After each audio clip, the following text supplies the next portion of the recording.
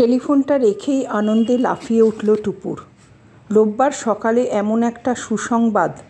এইমাত্র পার্থ মেসো জানালো এবার মুম্বাই যাওয়া হচ্ছে সদলবলে। শুধু তাই নয়, অজন্তা ইলোরা ঘুরে আসারও প্ল্যান আছে। বেরোনো হবে লক্ষ্মী পুজোর পরের দিন, ফেরা দেওয়ালির পরে।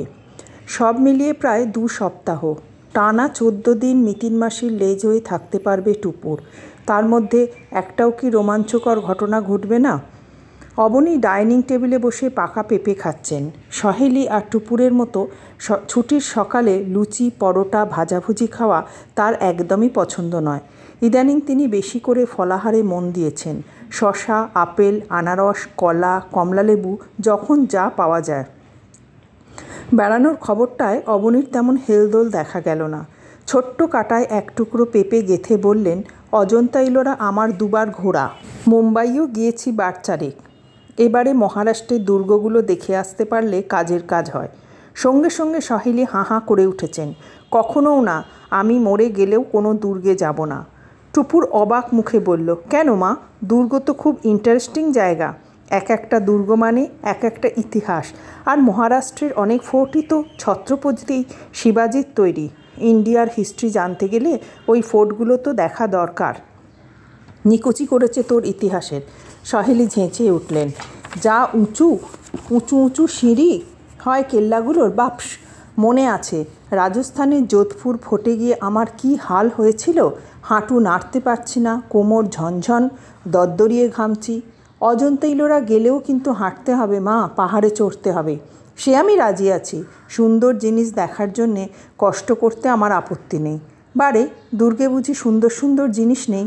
অবনী পেঁপে শেষ করে ন্যাপকিনে মুখ মুছলেন। বললেন, প্রায় প্রতিটি দুর্গেই একটা করে মিউজিয়াম থাকে। সেখানে রাজারাজরাদের পোশাক আশাক, সেই সময়কার অস্ত্র, বাহন, পালকি, হাতির পিঠে হাওদা, ক্ষমা দাও ওইসব ভারী ভারী ঢাল তরোয়াল দেখে আমার চোখ পচে গেছে। এবার আর ওসবের ছায়া মারাচ্ছি না। অবনী গোমরা মুখে বললেন, তোমরা যা খুশি করো, তবে ট্যুরে কেল্লা না থাকলে আমাকে তোমরা বাদ দাও। পুজোর ছুটিটা আমি বাড়িতেই থাকবো। সহেলি বললেন, তাহলে এও শুনে রাখো, তোমাদের কেল্লা ঘোরার মতলব থাকলে আমি নেই। টুপুর, এখনই তোর পার্থ মেসোকে জানিয়ে দে আমাকে ছাড়াই যেন প্রোগ্রাম করা হয়। এ তো মহা ফ্যাচাং। কোথায় কোথায় যাওয়া হবে তার এখনও ঠিক নেই। তার আগেই মা বাবা ফাইট করতে শুরু করে দিলেন। মাঝখান থেকে বেড়ানোটাই না কেঁচে যায়। 2 হাত তুলে টুপুর বলল, ঠান্ডা হও, আগেই মাথা খারাপ করো না। 1-2 ফোর্ট তো ট্যুর প্রোগ্রামে থাকতেই পারে। ইচ্ছে যদি না হয় মা ফোর্টে ঢুকবে না, ওই সময়টা নিশ্চিন্ত মনে শপিং সারবে। এই প্রস্তাবটা দুজনেরই মনোমত হয়েছে। অবনী খানিকটা সন্তুষ্ট হয়ে অজন্তা আবিষ্কারের কাহিনী শোনাতে শুরু করলেন টুপুরকে। কিছু কিছু টুপুরের জানা, অনেকটাই অজানা। সেই 1819 সালে কিভাবে একদল ব্রিটিশ শিকারীর চোখে পড়ে গিয়েছিল গুহাগুলো। তারপর ইস্ট ইন্ডিয়া কোম্পানির পাঠানো শিল্পীরা কত কষ্ট করে 20 বছর ধরে অজন্তা গুহার ছবিগুলোকে নকল করলো। আবার সামান্য অসাবধানতার জন্যে ইংল্যান্ডের কেনসিংটন প্রাসাদে রাখা সেই ছবিগুলোর বেশিরভাগই কেমন করে আগুনে পুড়ে ছাই হয়ে গেল। ভারী গুছিয়ে বলছেন অবনী। সহেলিও মন্ত্রমুগ্ধের মতো শুনছেন। আপন মনেই সহেলি বিড়বিড় করে উঠলেন, কি কাণ্ড বলো তো! ভাগ্যিস ইংরেজ শিকারীদের ঘোড়াগুলো জল খাওয়ার জন্যে ছটফট করছিল, নইলে হয়তো অজন্তা গুহার খবরই পাওয়া যেত না। অবনী বললেন, অনেক বড় বড় আবিষ্কারই ওরকম হঠাৎ হয়ে যায়। ভীমবেটকা গুহার ছবিগুলোও তো হঠাৎ খুঁজে পাওয়া গেছিল। টুপুর বলল, তারপর ধরো কাশ্মীরের অমরনাথ, এক রাখালের ভেড়া হারালো, আর সেই ভেড়া খুঁজতে গিয়ে। সহেলি বলেন, সে তো শুনেছি ক্রিস্টোফার কলম্বাসও ভারতে আসার জন্য বেরিয়ে দিক ভুল করে পৌঁছে গিয়েছিলেন আমেরিকায়। জমে ওঠা আড্ডায় ছেদ পড়ল আচমকা। ডোরবেল বেজে উঠেছে। দরজা খুলে একটু অবাকই হলো টুপুর। কুশল, সঙ্গে আবার একটা চাইনিজ ছেলে। কুশল টুপুরের পাড়ার বন্ধু। মোড়ের হলুদ বাড়িটায় থাকে কুশল। বড় একটা আসে না এ বাড়িতে। রাস্তাঘাটে দেখা হলে গল্প আড্ডা হয় টুপুরের সঙ্গে। তা সেই কুশল এক চীনা ছেলেকে নিয়ে। টুপুর কোনো প্রশ্ন করার আগে কুশল বলে উঠল, একটা জরুরি দরকার ছিল রে, আমার এই বন্ধুকে একটু হেল্প করতে হবে। কি ব্যাপার? তোর এক মাসি খুব নামি ডিটেকটিভ না? হ্যাঁ, মিতিন মাসি, Pragya Paramita Mukhopadhyay, very very famous. Police commissioner পর্যন্ত আমার মাসিকে সমঝে চলে। সেই মাসির সঙ্গে আমার এই বন্ধুর একটু যোগাযোগ করিয়ে দিবি বলেই জিভ কাটল কুশল। দেখেছিস কাণ্ড, তোর সঙ্গে লিয়াংয়ের আলাপ পরিয়ে দিতেই ভুলে গেছি। 2 মিনিটেই আলাপ পরিচয়ের পালা শেষ। লিয়াং নিজেই জানালো তার পুরো নাম ঝাও লিয়াং। সে কুশলের ক্লাসমেট, থাকে মধ্য কলকাতার ছাতাওয়ালা গলিতে। টুপুরের ভালো নাম ঐন্দ্রিলা শুনে বার কয়েক বিড়বিড় করে নামটা উচ্চারণের চেষ্টা করল লিয়াং। তারপর লজ্জা লজ্জা মুখে বলল সে তাকে টুপুর নামেই ডাকবে। কুশল আর লিয়াংকে নিজের ঘরে এনে বসালো টুপুর। সহেলি একবার উঁকি দিয়ে গেলেন দরজায়। তার চোখে একরাশ কৌতূহল। ভ্রুকটি করে মাকে এখন ঘরে আসতে বারণ করল টুপুর। ফ্যান চালিয়ে দিয়ে টুপুর বলল, হ্যাঁ এবার ব্যাপারটা আমায় খুলে বল। তুই? কুশল নাক কোচকালো। তোকে বলে কি হবে? আহা শুনিই না, আমাকে এত তুচ্ছ তাচ্ছিল্য করছিস কেন? অনেক কেসেই আমি মাসির অ্যাসিস্ট্যান্ট থাকি, আমি হয়তো লিয়াংয়ের প্রবলেমটা সলভ করে দিতে পারবো। কুশল হেসে ফেলল, কাঁধ ঝাঁকিয়ে বলল, অল রাইট লিয়াং, বল তো তাহলে। ছোটোখাটো চেহারার লিয়াংয়ের চোখে কালো ফ্রেমের চশমা, সিনেমার হ্যারি পটারের স্টাইলে কাটা চুল, কবজিতে শোভা পাচ্ছে একটা কালো ব্যান্ড। চশমার চোখে কাঁচের আড়াল থেকে ছেলেটার সরু সরু চোখ দুটো পিটপিট করে উঠল। তারপরেই লিয়াং বলতে শুরু করেছে, লাস্ট উইকে আমাদের ফ্যামিলিতে একটা ঘটনা ঘটে গিয়েছে, এ ব্যাড ইনসিডেন্ট। আমার আমার কাকা একটা কার অ্যাক্সিডেন্টে মারা গিয়েছেন, কিন্তু আমাদের মনে হচ্ছে কাকাকে কেউ ইচ্ছে করে মেরে দিয়েছে। টুপুর নড়ে চড়ে বসলো। কেন এরকম মনে হচ্ছে কেন? কারণ আমার কাকা অত্যন্ত সাবধানী মানুষ ছিলেন, খুব দেখে শুনে রোড ক্রস করতেন।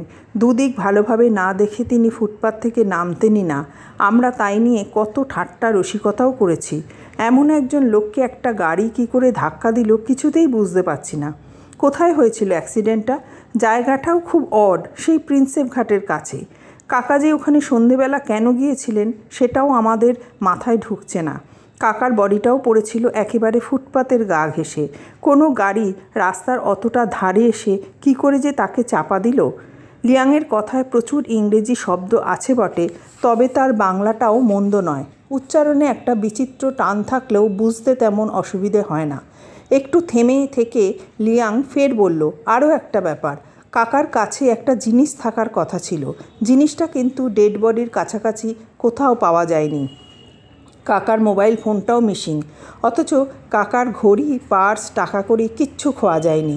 পার্সে 2,500 টাকা ছিল, টাকাটা নিল না, অথচ একটা পুরনো মোবাইল ফোন আর সেই জিনিসটা ভ্যানিশ হয়ে গেল। এটা কি খুব স্ট্রেঞ্জ নয়? সেই জন্যেই আমাদের সন্দেহ সামোয়ান অথবা কোনো গ্যাং আমার কাকাকে মার্ডার করেছে। মার্ডার শব্দটা শুনে একটু কেঁপে উঠল টুপুর। অস্ফুটে জিজ্ঞাসা করলো, জিনিসটা কি জানতে পারি? সেটা তো আমরাও সঠিক জানি না, তবে কোনো শোপিস টোপিস ধরনের কিছু হবে। মানে কাকা আমাদের সেরকমই ইঙ্গিত দিয়েছিলেন। টুপুরের কেমন গুলিয়ে যাচ্ছিল। ঘটেছে কার অ্যাক্সিডেন্ট, অথচ লিয়াংয়ের মনে হচ্ছে খুন। একটা জিনিস লিয়াংয়ের কাকার কাছে থাকার কথা ছিল, কিন্তু জিনিসটা কি তাও লিয়াংরা জানে না, অর্থাৎ আসল ক্লুটাই নেই। কেসটা কি টুপুরের পক্ষে একটু বেশি জটিল হয়ে যাচ্ছে না? মুখে অবশ্য ঘাবড়ানো ভাবটা ফুটতে দিল না টুপুর। মাথা নেড়ে বলল, খুবই ইন্টারেস্টিং, দাঁড়াও মাসির সঙ্গে একবার কথা বলে আসি। ফোন করতেই ওপারে পার্থ মেশো। কিরে, বেড়ানোর নাম শুনেই লাফঝাপ শুরু হয়ে গেছে বুঝি? একটু ধৈর্য ধর, আগে টিকিট ফিকিট কাটি। টুপুর বলল, না গো, বেড়ানো নয়, অন্য ব্যাপার। একটু মিতিন মাসিকে ডেকে দেবে? সে কি এখন তোর সঙ্গে কথা বলবে? সকাল থেকেই যা ব্যস্ত। কেন? একটা জাল উইলের কেস সলভ করছে, এখন ফাইনাল স্টেজ। দরজা বন্ধ করে নিজের অফিস রুমে বসে মাথার চুল ছিঁড়ছে। ও, টুপুর সামান্য মিইয়ে গেল। তাও যদি একটু কথা বলা যেত। এখানেও একটা বেশ মিস্টিরিয়াস ব্যাপার। তুইও আজকাল কেস ধরছিস নাকি? না গো, আমার এক বন্ধু এসেছে মিতিন মাসির খোঁজেই, একজন চীনা ভদ্রলোক। ওরে বাবা, চিনেম্যানদের কেস, তাহলে তো রহস্য ঘনীভূত। ধর ডেকে দিচ্ছি। মিতিন মাসি ফোনে এলো বটে, কিন্তু যেন মন দিয়ে শুনছে না। তবু যেটুকু জেনেছে তার সবটুকুই উগরে দিল টুপুর, বেশ উত্তেজিতভাবে। টুপুর থামার পর মিতিন বলল, কিন্তু আমি তো এখনই ওদের মিট করতে পারবো না রে টুপুর। এখনও অন্তত 2-3টে দিন আমাকে ছোটাছুটি করতে হবে। তাহলে ওদের কি বলবো 3 দিন পর তোমার সঙ্গে দেখা করতে? তা কেন? সময় গড়িয়ে যেতে দেওয়াটা ঠিক হবে না। তুই বরং ডিটেলে শুনে নে, যদি কারোর সঙ্গে দেখা করার প্রয়োজন না হয় ঘুরেও আয়, গিয়ে কথাবার্তা বল, তারপর দেখা যাক কী করা যায়। আমি একা একা? সাহস আন, আত্মবিশ্বাস জোরদার কর। ইনভেস্টিগেশনে গিয়ে চোখ কান খোলা রাখবি, ফিরে এসে সব স্টেটমেন্ট নোট করবি। পারবো আমি? কিছুই যদি না পারিস, তোর ওপর আমি ভরসা করব কি করে? তোর যে বন্ধুটা লিয়াংকে নিয়ে এসেছে তাকেই আপাতত অ্যাসিস্ট্যান্ট করে নে। আজ বিকেলেই ছাতাওয়ালা গলিতে চলে যা। ফোন রেখে টুপুর চিন্তিত মুখে দাঁড়িয়ে রইল একটুক্ষণ। পায়ে পায়ে ঘরে ফিরে দেখল সহেলি প্লেট ভর্তি সন্দেশ দিয়ে গেছেন। লিয়াং খুঁটে খুঁটে খাচ্ছে, কুশল টপাটপ সাঁটাচ্ছে। মুখ ভর্তি সন্দেশ নিয়ে কুশল জিজ্ঞেস করলো, কি বললেন মাসি? মাসি এখন অন্য একটা কেস নিয়ে ব্যস্ত রে, আমাকেই তদন্ত শুরু করতে বলল। টুপুর গলায় একটা ভরিক্কি ভাব আনলো। লিয়াংয়ের দিকে ফিরে বলল, হ্যাঁ, তোমার কেসটা এবার একটু ডিটেলে শোনা যাক। আমি যা যা প্রশ্ন করব ঠিক ঠিক উত্তর দেবে, কিচ্ছু লুকোবে না, কেমন? লিয়াংয়ের চোখের পাতা আবার পিটপিট করে কেঁপে উঠল। ঢকঢক করে ঘাড় নাড়ল সীমান লাও ঝিয়াং। তোমার কাকার নাম কি লিয়াং? ঝিয়েন, ঝাও জিয়েং। ঝাও আমাদের ফ্যামিলি নেম, মানে আমরা যাকে বলি পদবী। হ্যাঁ, অনেকটা তাই। আমাদের ফ্যামিলি নেমটা আসলে নামের আগে থাকে। ও, তোমার কাকার বয়স কত হয়েছিল? 47। তোমার কাকিমা আছেন তো? কাকা বিয়ে করেননি। আমাদের জয়েন্ট ফ্যামিলি, কাকা আমাদের সঙ্গেই থাকতেন। টেরিটি বাজারে একটা চাইনিজ স্কুল আছে, অনেক বছরের পুরনো। কাকা ওখানেই পড়াতেন হিস্ট্রি। পড়াশোনা নিয়েই থাকতেন সারাদিন। আমরা কাকাকে বলতাম বোকোয়াম। উনি আমাদের, মানে বাড়ির ছোটদের কি ভালো যে বাসতেন, কত কিছু কিনে আনতেন আমাদের জন্যে। এই তো কদিন আগেই আমার আর মেইলির জন্য হ্যারি পটারের সিডি নিয়ে এলেন। মেইলিকে? আমার বোন, ছোট বোন, সি ইজ ইন ক্লাস 6। ও, মেইলি কাকার খুব পেট ছিল, ও এখনও খুব কান্নাকাটি করছে। ইনফ্যাক্ট কাকার ওভাবে মৃত্যুটা আমরা কেউই মেনে নিতে পারছি না। আমি, বাবা, মা, বলতে বলতে লিয়াংয়ের গলা ধরে এলো, নাক টানছে। টুপুর ডায়েরিতে নোট নিতে নিতে থমকালো। দেখছে লিয়াংকে। রাস্তায় চীনা ছেলে মেয়েদের দেখলে কেমন ভাবলেশীন মনে হয়, কিন্তু মোটেই তো তা নয়। লিয়াং তো একেবারে টুপুরদের মতোই আবেগপ্রবণ। একটু সময় নিয়ে টুপুর আবার কলম ধরল। এবার তাহলে আমরা মেন টপিকে আসি। কুশালও আর চুপ করে থাকতে পারল না, বলল, হ্যাঁ, হেয়ালিটা স্পষ্ট হওয়া দরকার।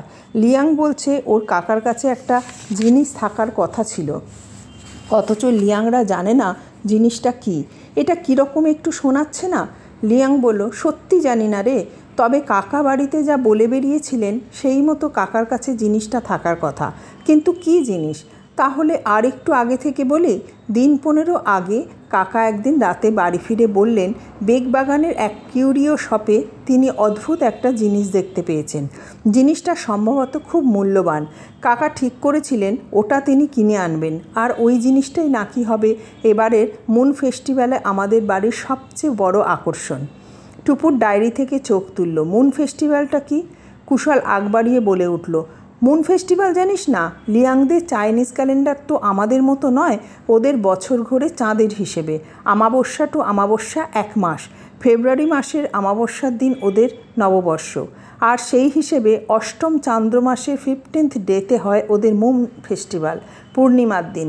ঠিক বলছি তো রে লিয়াং? 100% কারেক্ট। সেদিন তো তোদের বাড়িতে কেক বানানো হয়, তাই না? গত বছর তুই স্কুলে এনে খাইয়েছিলি, আমার মনে আছে। দেদার ড্রাই ফ্রুটস ছিল তাতে, দারুণ টেস্ট। আমরা ওই কেকটাকে বলি মুন কেক। মুন ফেস্টিভ্যালের দিন রাত্রির বেলা আমরা ওই কেক খাই। যাই হোক, কাকার কথায় আসি। আমরা তো খুব আশায় ছিলাম কাকা একটা দারুণ কিছু আনবেন, কিন্তু পরদিন কাকা ফিরলেন বেশ গোমরা মুখে। কেন? না কিউরিও শপের মালিক নাকি জিনিসটা বেচবেন না। আবার তাও 2-3 দিন পরেই দেখি কাকার মুখে হাসি।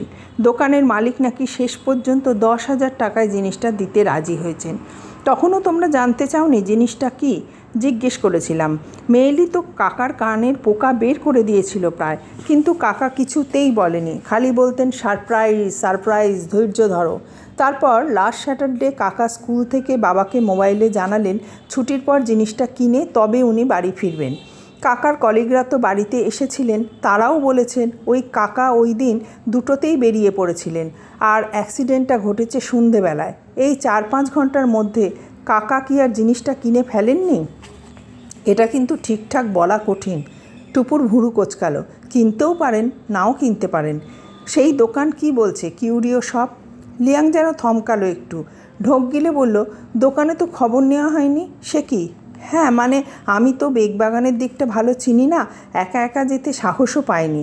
তাছাড়া পোস্টমর্টম, কাকাকে সমাধি দেওয়া, এসব করতেও তো চলে গেল দিন চারেক। বাড়িতেও সকলের মনের যা অবস্থা চলছে, স্ট্রেঞ্জ। জিনিসটা আদৌ কেনা হয়েছিল কি না সেটা তো আগে জানবে। টুপুরের গলা ভারী করলো। যাকগে, পুলিশকে বলেছ কাকার মৃত্যুটা তোমরা অ্যাক্সিডেন্ট বলে মানতে পারছো না? বাবা বলেছেন। কেন মানতে পারছেন না তাও বলেছেন নিশ্চয়ই? হ্যাঁ। পুলিশ কি বলছে? খুব একটা গুরুত্ব দেয়নি, শুধু জিজ্ঞেস করেছিল কাকার কোনো এনিমি ছিল কিনা, এমন শত্রু যে কিনা কাকাকে গাড়ি চাপা দিয়ে মারতে পারে। আছে কি তেমন কেউ? প্রশ্নই আসে না। আমার কাকা নিপাট ভালো মানুষ, বললাম তো তোমাকে। কাকা বই আর পড়াশোনাতেই ডুবে থাকতেন। আমরা কখনো তাকে কারোর সঙ্গে ঝগড়া পর্যন্ত করতে দেখিনি। আর জিনিসটা হারানোর ব্যাপারে পুলিশের কি রিয়াকশান?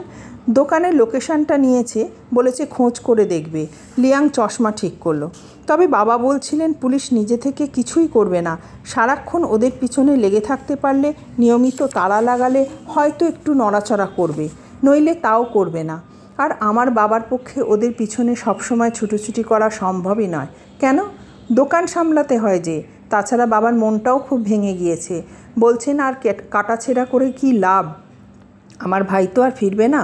তাহলে আমার মাসির খোঁজে এসেছে যে বড়, সে তো আমি এসেছি। বাবা জানেনও না। আমি ব্যাপারটা শেষ দেখতে চাই। কাকাকে যদি সত্যি কেউ মেরে থাকে, তাকে শাস্তি না দিয়ে আমি ছাড়ব না। লিয়াং আবার নাক টানছে। টুপুর তাড়াতাড়ি বলে উঠল, ঠিক আছে ঠিক আছে, তুমি শান্ত হও লিয়াং, আমি দেখছি কী করা যায়। তবে আমাদের একদম সিস্টেমেটিক্যালি এগোতে হবে। আমাদের প্রথম কাজ হলো আগে দোকানটায় যাওয়া। টুপুরের মুখ থেকে কথা কেড়ে নিল কুশল।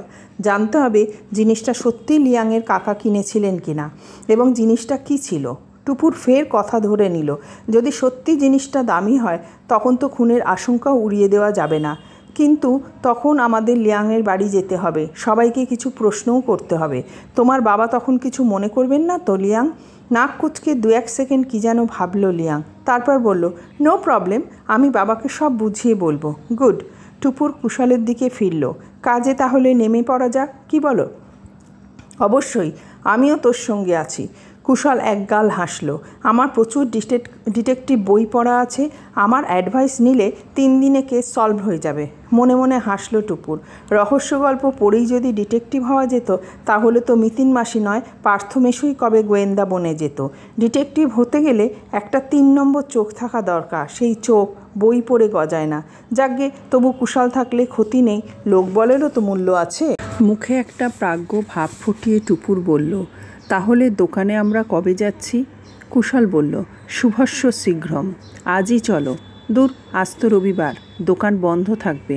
আমরা যাব কাল বিকেলে। লিয়াং, তুমি বরং কাল স্কুল থেকে কুশলদের বাড়ি চলে এসো, আমি তোমাদের ডেকে নেব। লিয়াং বেশ অনুপ্রাণিত হয়েছে, জলজলে চোখে বলল, তাই হবে। লিয়াং আর কুশল চলে যাওয়ার প্রায় সঙ্গে সঙ্গে ঝাঁপিয়ে এলেন সহেলি। ঘটনাটা অর্ধেক শুনেই হাঁ হাঁ করে উঠেছেন। না না, তোর ওসবের মধ্যে থাকার দরকার নেই, একে খুন খারাপির ব্যাপার, তাই আবার এক চীনাম্যান জড়িত, কোত্থেকে কি হয়ে যায়। অবনী বললেন, চীনাম্যান তো কি আছে, ওরা কি খুনে বদমাইশ নাকি? তোমার বোধহয় জানা নেই, চীনারাই পৃথিবীর প্রাচীনতম সভ্য জাতি। কত কি যে ওরা আবিষ্কার করেছে তার ঠিক ঠিকানা নেই। এই যে তুমি চা খাচ্ছ, এটাও ওদের অবদান। কাগজ পড়ছো, এটাও ওদের আবিষ্কার। কাগজ কি করে ছাপতে হয় সেটাও ওরাই শিখিয়েছে। আর চীনে খাবার দেখলে তো তোমার তো জিভ দিয়ে জল গড়ায়। থাক, চীনাদের আর গুণ ব্যাখ্যান করতে হবে না। মেয়ের একটা কিছু বিপদ হোক, তখন দেখব তোমার লেকচার কোথায় থাকে। আহা, আগেই ঘাবড়ে যাচ্ছ কেন? টুপুর তো আর কেসটা করছে না, মাসির হয়ে প্রক্সি দিচ্ছে শুধু। যদি কেসটার মেরিট থাকে, মিতিনি তো মাঠে নেমে পড়বে। বাবার সমর্থন পেয়ে টুপুরেরও গলার জোর বেড়েছে। সহেলিকে বলল, তোমার তো তাতেই সবটাতেই বাড়াবাড়ি মা, তুমি কি চাও আমি ঘরকুনো হয়ে বসে থাকি? অবনী বললেন, মাকে ওভাবে বলতে নেই টুপুর, তোর মার ভয় পাওয়ার একটু একটু কারণও তো আছে। এই যে চীনারা, এরা আমাদের শহরে কতকাল ধরে আছে জানিস? 200 বছরেরও বেশি, সেই ওয়ারেন হেস্টিংয়ের আমল থেকে। ভারতের কোনো শহরে এত চাইনিজ নেই। কলকাতায় এখনও এদের সংখ্যা প্রায় 20,000। অথচ কি আশ্চর্য, ভাব তুই, এত বছর ধরে এত লোক আমাদের প্রতিবেশী হয়ে থাকা সত্ত্বেও আমরা কিন্তু সেভাবে তাদের চিনিই না। তাদের রীতিনীতি, আদব কায়দা, উৎসব পার্বণ কোনো কিছুরই খবর রাখি না। আর এই না চেনা থেকেই তো তৈরি হয় আশঙ্কা, রহস্য, ভয়। তা অবশ্য ঠিক। এই তো ওদের মুন ফেস্টিভ্যালের নামই আমি জন্মে কখনো শুনিনি। আমি অবশ্য খানিকটা জানি, ওদের মুন ফেস্টিভ্যাল অনেকটা আমাদের নবান্নের মতো। ফসল কাটার পরে চীন দেশে এই উৎসবটা হতো, এখনও হয়। কলকাতা চীনারাও ট্র্যাডিশনটা বজায় রেখেছে। ওই দিন চীনারা যে মুন কেক খায় তাই নিয়েও একটা ইন্টারেস্টিং গল্প আছে, তাই নাকি? হ্যাঁ রে, চেঙ্গিস খান নাতি কুবলাই খাঁ 13th সেঞ্চুরিতে চীন দখল করে নিয়েছিল। তখন ওখানকার সাধারণ লোকেদের মনে একটা বিদ্রোহের ভাব জেগে ওঠে। এই মুন ফেস্টিভ্যালের দিনই প্রথম মুন কেক বানিয়ে তার মধ্যে কাগজ পুড়ে পুড়ে বিপ্লবীরা দেশময় খবর চালাচালি করেছিল। এখনও তাই চীনারা মুন কেককে বিপ্লবের প্রতীক হিসাবে মনে করে। বা এটা তো একটা ভালো তথ্য যোগ হলো টুপুরের মগজের ভাণ্ডারে। লিয়াংয়ের সঙ্গে আলাপ পরিচয় বাড়লে চীনাদের সম্পর্কে আরও কিছু জানা যাবে নিখাত। কিন্তু লিয়াংদের কেসটা কি? ঝোঁকের মাথায় দায়িত্ব তো নিয়ে ফেলল টুপুর। শেষ পর্যন্ত সামাল দিতে পারবে তো? ইস, কুশল আর লিয়াংয়ের চোখে সে হাসির খোরাক না হয়ে যায়। দোকানটা বেগবাগানের মোড়েই, নাম গ্র্যান্ড কিউরিও শপ। খুব একটা বড় নয়, তবে নানা রকম বাহারি জিনিসপত্রে ঠাসা। রয়েছে অজস্র ধরনের রঙিন চীনামাটির পুতুল, পাথরের ছোটোখাটো মূর্তি, সাবেকি ফুলদানি, খুদে ঝাড়লণ্ঠন, সঙ্গে ফেংশুই আইটেমও রয়েছে বেশ কিছু। উইন্ড চাইম, লাফিং বুদ্ধা, লাভ বার্ডস। কাঁচের শোকেসের ওপারে দোকানে ঝোলানো স্ফটিকগুলো ঝকঝক করছে। বাইরে থেকে দোকানের ভিতরটা দেখছিল টুপুররা। ঢুকবে কি ঢুকবে না ইতস্তত করছিল 3 মূর্তি। দোকানে কোনো ক্রেতা নেই এখন। কাউন্টারে বসে আছেন এক মধ্যবয়সী মানুষ, মাথা নিচু করে লিখছেন কি যেন, সম্ভবত হিসেব টিসেব। টুপুর একটা বড়সড় শ্বাস ভরে নিল বুকে। কুশলকে বলল, আর দাঁড়িয়ে থেকে কি হবে, আয় কপাল ঠুকে ঢুকে পড়ি। 3 মূর্তি কাঁচের দরজা ঠেলতেই চোখ তুলেছেন ভদ্রলোক। হাসি হাসি মুখে বললেন, কি নেবে ভাই তোমরা? কুশল গলা ঝেড়ে বলল, আমরা একটু আপনার সঙ্গে কথা বলতে চাই। কি কথা? লিয়াংকে দেখিয়ে টুপুর বলল, আমাদের এই বন্ধুর কাকা আপনাদের দোকান থেকে একটা জিনিস কিনে নিয়ে গিয়েছিলেন পরশু শনিবারের আগের শনিবার। কি জিনিস সেটা তো আমরা ঠিক জানি না, মানে সেটা জানতেই আসা। 2-4 সেকেন্ড ফ্যালফ্যাল চোখে তাকিয়ে রইলেন ভদ্রলোক। তারপরেই মুখভাব হঠাৎ বদলে গিয়েছে। লিয়াংকে আপাদমস্তক জরিপ করে নিয়ে বললেন, তোমারই কাকা মারা গিয়েছেন বুঝি? লিয়াং মাথা নাড়ল, হ্যাঁ। পুলিশ তোমাদের কিছু জানায়নি? পুলিশ তো আমার দোকানে এসেছিল, তাদের তো আমি বলে দিয়েছি উনি কী কিনেছিলেন। এখনও থানা থেকে আমাদের কিছু বলেনি। ও, ভদ্রলোক একটুক্ষণ কি যেন ভেবে নিয়ে বললেন, তোমার কাকাকে আমি একটা ওয়াল হ্যাঙ্গিং বিক্রি করেছিলাম। টুপুর বলল, ওয়াল হ্যাঙ্গিংটা কীরকম ছিল যদি একটু বলেন? বড়সড় একটা ক্যালেন্ডারের মতো দেখতে, কাপড়ের, খুবই পুরনো, হলদেটে কাপড়ের ওপর কী সব আঁকাজোকা ছিল, আর চীনে ভাষায় লেখাও ছিল কিছু। কি লেখা ছিল সে আমি কি করে বলবো? আমি কি চীনে ভাষা পড়তে পারি?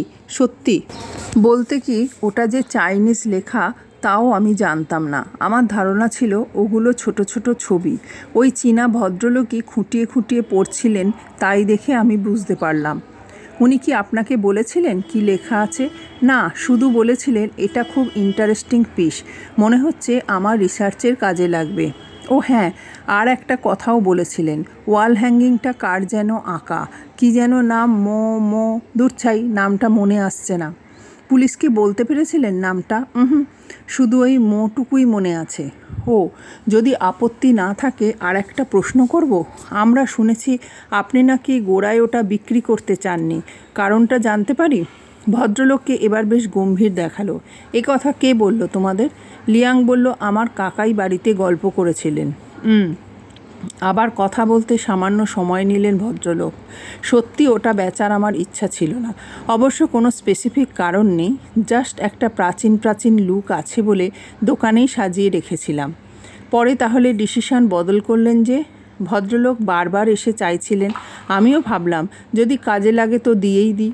কুশল ফস করে বলে উঠল, তার জন্য আপনি 10,000 টাকা দরও হেঁকে বসলেন। তাতে তোমার কি হে? ভদ্রলোক এবার চটে গেলেন দুম করে। ডেপমি করো না, বাচ্চা ছেলের মতো থাকো। জিনিসটা আমি 10,000-এ বেচেছি না 10 লাখে, তার হিসেব আমি তোমায় দেব কেন? যদি বলি জিনিসটা বিনা পয়সায় দিয়ে দিয়েছি, তাহলেও কি তোমার কিছু বলার আছে? আহা, আপনি রেগে যাচ্ছেন কেন আঙ্কেল? টুপুর তাড়াতাড়ি হাল ধরল। আমার বন্ধু খারাপ সেন্সে কিছু বলেনি, ও শুধু জানতে চাইছিল 10,000 টাকার দাম পেয়ে কি আপনি জিনিসটা বেচতে রাজি হলেন?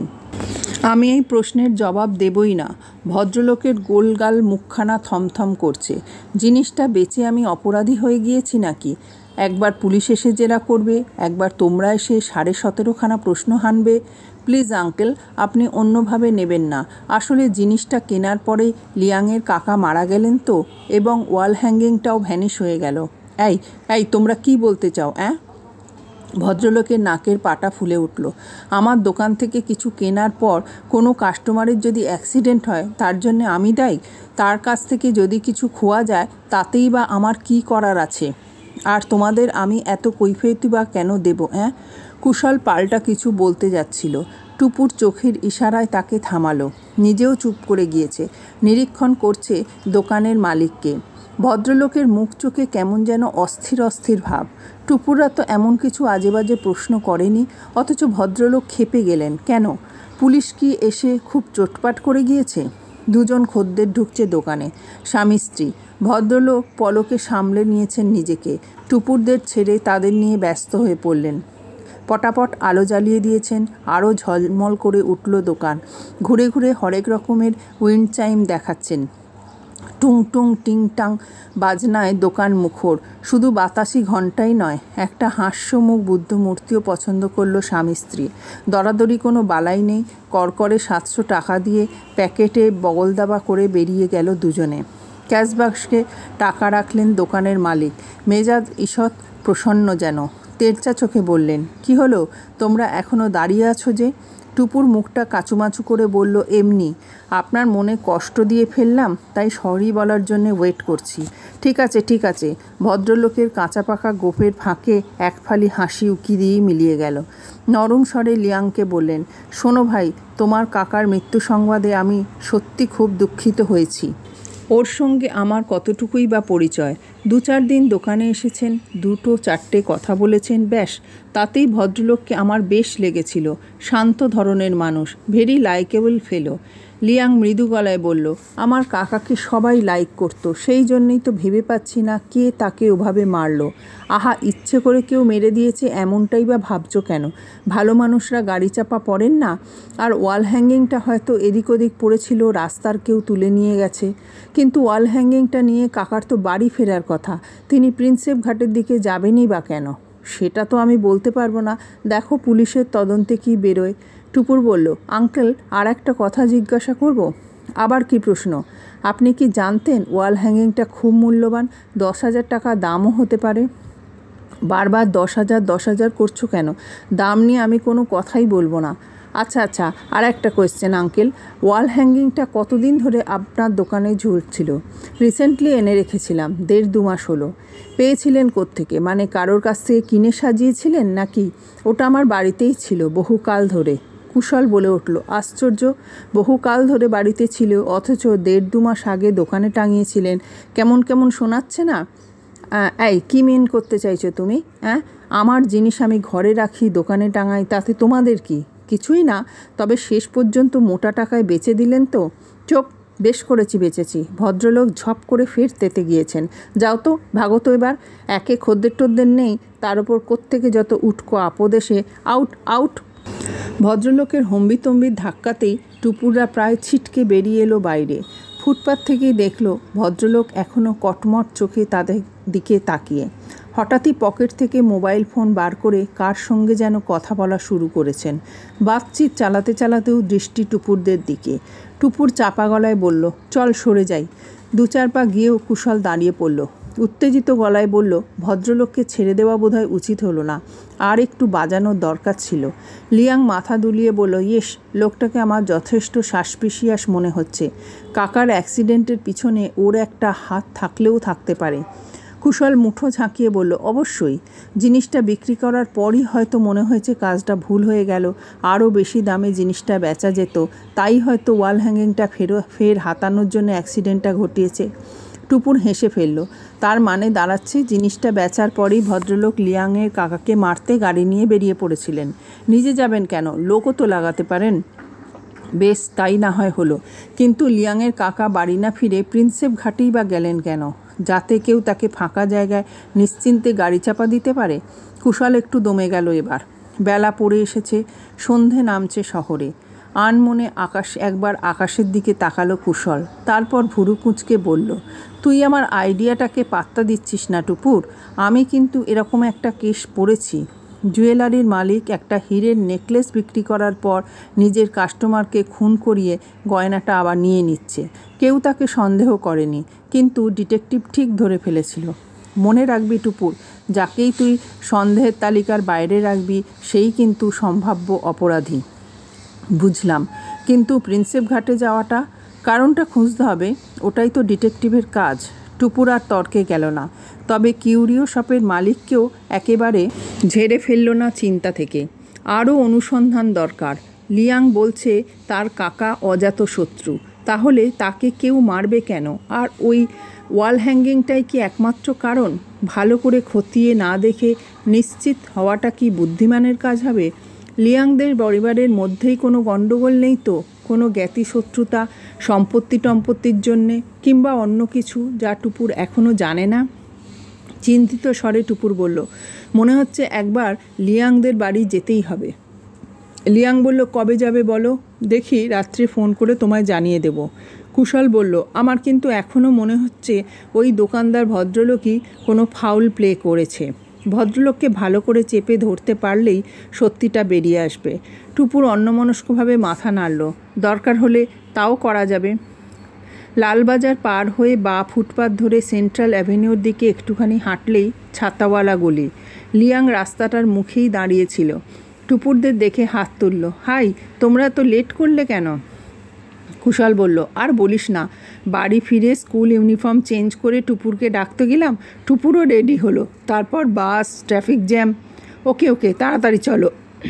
বাবা কিন্তু আর বেশিক্ষণ বাড়ি থাকবেন না। টুপুর জিজ্ঞেস করলো, দোকানে যাবেন বুঝি? হ্যাঁ, বাবা দুপুরে খেতে আসেন তো, তারপর একটু রেস্ট ফেস্ট নিয়ে বেরোন। মা ততক্ষণ দোকান সামলান। তোমাদের দোকানটা কিসের সেটা কিন্তু জানা হয়নি লিয়াং। সরি, আমারই বলা উচিত ছিল। লিয়াং হাঁটা শুরু করেছে। হাঁটতে হাঁটতে বলল, আমাদের লন্ড্রির বিজনেস, মিশন রোতে, বহুদিনের পুরনো ব্যবসা। আমার ঠাকুরদার বাবা স্টার্ট করেছিলেন। ওরে বাস, তার মানে 70-80 বছর আগেকার। হিসেব করলে দেখা যাবে তারও অনেক বছর আগের। আমাদের ফ্যামিলি বংশানুক্রমে এই বিজনেস করছে। কবে যে শুরু হয়েছিল বলা কঠিন। বাবার মুখে শুনেছি সাংহাইতেও নাকি আমাদের লন্ড্রি ছিল। কুশল অবাক মুখে বলল, তোরা সাংহাইয়ের লোক? আমার ধারণা ছিল কলকাতা চাইনিজরা বুঝি সবই ক্যান্টন থেকে এসেছেন। না রে, আমাদের কমিউনিটিতে নানা জায়গার লোক আছে।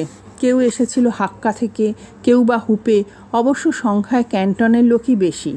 টুপুর বলল, আমি বোধহয় এই বিষয় একটু জানি। কীরকম? এই যেমন ধরো, তোমরা চীনারা অনেকেই এদেশে এসেও নিজের বিজনেসই বজায় রেখেছ। তোমাদের এক জায়গার লোকরা একটা ব্যবসায় ওস্তাদ। যেমন ক্যান্টিনিরা কাঠের কাজ করেন, কিংবা হোটেল রেস্টুরেন্ট চালান। আর যত চীনা ডেন্টিস্ট আছেন তারা সবাই এসেছিলেন হুপে থেকে। আর হাক্কারা মানে চীনে যাদের স্থায়ী বাসস্থান ছিল না, তারা করেন চামড়ার ব্যবসা। বাহ, তোমার জিকে তো দারুণ। লিয়াং মুগ্ধ হয়েছে। আমার অবশ্য লন্ড্রিতে বসার একটুও ইচ্ছে নেই। আমি টিচিং লাইনে যাব, আমার কাকার মতো। কথায় কথায় অনেকটা পথ চলে এসেছে টুপুররা। ছাতাওয়ালা গলি এঁকে বেঁকে চলেছে তো চলেছেই। রাস্তায় এখন বেশ চীনা মুখ দেখা যায়। মোটর সাইকেল হাঁকিয়ে ছুটে গেল 2 চীনা যুবক। হাতে টানা রিকশায় চড়ে চীনা গৃহিণী কেনাকাটা করে ফিরছেন। স্কুল ইউনিফর্ম পরা একদল চীনা মেয়ে কলকল করতে করতে চলে গেল পাশ দিয়ে। একটা দুটো স্টেশনারি দোকানও আলো করে বসে আছেন চীনা দোকানদার। অন্যান্য মানুষ দেখা গেলেও পাড়াটা যে চীনাদের বুঝতে অসুবিধে হয় না। মূল রাস্তা ছেড়ে একটা গলিতে ঢুকলো লিয়াং, সেখান থেকে আর একটা সরু গলি, অবশেষে একখানা পুরনো বাড়ির সামনে এসে থেমেছে। ঘুরে দাঁড়িয়ে বলল, ওয়েলকাম টু আওয়ার প্লেস। একটু দেখে এসো, আমাদের এন্ট্রান্সটা কিন্তু অন্ধকার। টুপুরের অবশ্য অত অন্ধকার লাগলো না, সে থাকে হাতিবাগানে, প্রচুর পুরনো বাড়ি তার দেখা, তুলনায় এ বাড়ির ভিতরটা যথেষ্ট আলো। তবে মাথায় রং বেরঙের কাঁচ বসানো দরজা, নকশাদার সবুজ সানসেট লাগানো জানলা আর বারান্দার স্যান্ডকাস্টিং করা রেলিং ঘোষণা করছে বাড়ির বয়স 100 পেরিয়েছে বহুকাল। সরু সিঁড়ি দিয়ে দোতলায় উঠে লম্বা প্যাসেজ পেরিয়ে লিয়াংদের ফ্ল্যাট। বড়সড় ড্রয়িং রুমের সোফায় টুপুরদের বসিয়ে অন্দরে গেল লিয়াং। দিব্যি সাজানো গোছানো ঘর, টিভি, টেলিফোন, শোকেস, ক্যাবিনেট, কি নেই ড্রয়িং রুমে। পেল্লাই উঁচু সিলিং থেকে লম্বা ডাঁটি বেয়ে ঝুলছে ফ্যান, রংদার বাহানের ল্যাম্পশেড, জানলা দরজায় সিল্কের পর্দা, দেওয়ালে দুখানা বড় বাঁধানো ছবি দৃশ্যমান, একটা ল্যান্ডস্কেপ, সম্ভবত কোনো বিখ্যাত চীনা শিল্পীর মূল ছবির নকল। অন্য ছবিটি শান ইয়েত সেনের। শোকেশে বার্বি ডলের পাশে চীনামাটির পুতুল, ফুলদানি, টিভির মাথায় ছোট্ট সফট টয়, একখানা পিতলের উইন্ড চাইমও ঝুলছে ঘরে, ফ্যানের হাওয়ায় পেয়ে শব্দ বাজিয়ে দুলছে। টুপুর চোখ ঘুরিয়ে দেখছিল ঘরখানা। গৃহসজ্জা সাবেকি ধাঁচের হলেও মোটের ওপর রুচিশীল। চৈনিক সংস্কৃতির সঙ্গে ভারতীয় সংস্কৃতি মিশে আছে কি নাকি ব্রিটিশ? কুশল কেমন বেজার মুখে বসে হঠাৎই চপা স্বরে বলল, ইস, খ্যাটনটা আজ মিস হয়ে গেল রে। আগেরবার যখন এসেছিলাম আন্টি কত কিছু খাইয়েছিলেন, একদম অরিজিনাল চাইনিজ রান্না। টুপুর ভুরু কুঁচকে বলল, সাংহাই তো চীনের নর্দার্ন সাইডে, উত্তর চীনের লোকেরা তো সেদ্ধ খাবার খায়। হ্যাঁ, আন্টি রান্নাতেও তেল বেশ কম ছিল, কিন্তু হেভি টেস্টি। রাইস নুডলসের একটা প্রিপারেশন খাইয়েছিলেন, এখনও জিভে লেগে আছে, আর একটা স্যুপ লেটুস টেটুস দিয়ে। টুপুর হেসে ফেলল। কি আর করা, আন্টি আজ যখন নেই। কথার মাঝেই বাবাকে নিয়ে লিয়াংয়ের প্রবেশ, সঙ্গে লিয়াংয়ের বোনও রয়েছে, মেইলি। ভারী মিষ্টি দেখতে মেয়েটা, পুতুল, চেরা নীলচে চোখ, ফোলা ফর্সা গাল, চুল টেনে ঝুঁটি করে বাঁধা, ঝুঁটিতে নীল রঙের এক টুকরো উল লাগানো আছে। লিয়াংয়ের বাবার রং অবশ্য অতটা উজ্জ্বল নয়, হলদে তামাটে ছোঁয়া। টুপুরের ধারণা ছিল চীনারা ছোটোখাটো হয়, লিয়াংয়ের বাবা কিন্তু বেশ লম্বা চওড়া, পরনে নেভি ব্লু ট্রাউজার আর ঘিয়ে রং বুশশার্ট। লিয়াংয়ের মতো লিয়াংয়ের বাবার হাতেও একটা কালো ব্যান্ড। টুপুর আর কুশল উঠে বাও করেছিল। লিয়াংয়েরও বাবাও মাথা ঝোঁকালেন, ভাঙা বাংলায় বললেন, আমি ভেবেছিলাম তুমি আর একটু বড় মেয়ে, এখন দেখছি একেবারেই ছোট, আমাদের লিয়াংয়ের মতো। টুপুর হাসল, আমাদের তো সেম ক্লাস আঙ্কেল, স্কুলটাই যা আলাদা। লিয়াং বলছিল, তুমি নাকি খুব সাহসী মেয়ে, তোমার ডিটেকটিভ আন্টির অ্যাসিস্ট্যান্টের কাজ করো। ওই আর কি করি মাঝে। তোমার কি মনে হয় ঝিয়েনের কেসটা, মানে আমার ভাইয়ের কেসটা তোমরা সলভ করতে পারবে? চেষ্টা তো করব, কিন্তু তার আগে তো আঙ্কেল আমাদের জানতে হবে ওই ওয়াল হ্যাঙ্গিংটা সত্যি মূল্যবান ছিল কি না। নিশ্চয়ই ছিল, নইলে কি ঝিয়েন ওটা কেনার জন্য অত ছটফট করে? লিয়াংয়ের বাবা সোফায় বসলেন। আমার ভাই মোটেই অকারণে 10,000 টাকা নষ্ট করার বান্দা ছিল না। টুপুর বলল, লিয়াং তো কিছুই বলতে পারল না ওয়াল হ্যাঙ্গিংটা সম্পর্কে। আপনার ভাই আপনাকে কিছু বলেছিলেন কি? আকাশের পাখি মাটির প্রাণীর সঙ্গে কি কথা বলবে, একে অপরের ভাষা বোঝে কি? টুপুরের ঠিক বোধগম্য হলো না কথাটা, অবাক মুখে লিয়াংয়ের দিকে তাকাচ্ছে। লিয়াং তাড়াতাড়ি বলে উঠল, পাপা বলতে চাইছেন তারা দুই ভাই দুটো আলাদা জগতের মানুষ, একজন অনেক উঁচুতে বিচরণ করতেন আর একজন আর 5টা মানুষের মতো সাধারণ। কাকার সঙ্গে পাপার তাই কোনো বিষয় নিয়েই বড় একটা আলোচনা হতো না। কথার কি হেঁয়ালি বাপস! এই ভাষায় ভদ্রলোক যদি উত্তর দিতে থাকেন টুপুরকে, তো তাহলে চুল ছিঁড়তে ফিরতে হবে।